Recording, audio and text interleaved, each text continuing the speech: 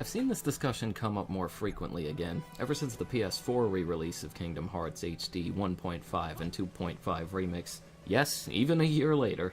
And before anyone says anything, yes, I am fully aware that Tetsuya Nomura has previously stated that he believes Terra, Ventus, and then Aqua is the best order of characters to play the game in.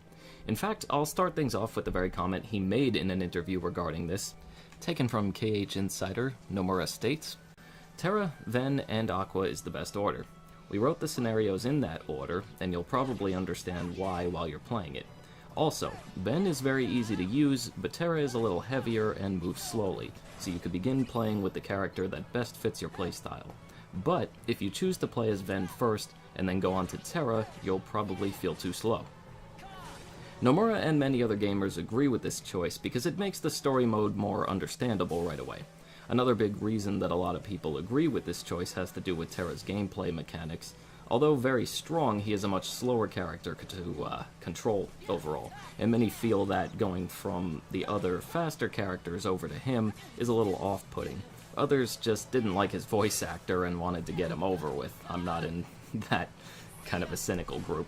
While the gameplay thing is going to come down to a preference, and I personally didn't have any issue with jumping from one character to the other in any sort, I am here to make an argument in favor of playing Terra's story last from both a storytelling and narrative perspective.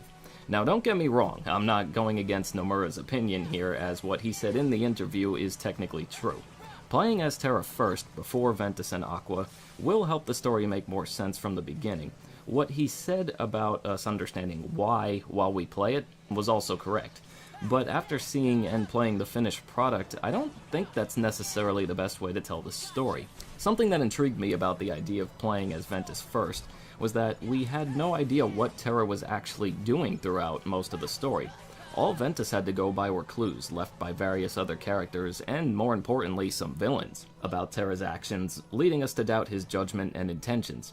Terra's stability was also put in doubt due to his inability to control the darkness in himself earlier, and subsequently showed anger after failing to attain the rank of Keyblade Master.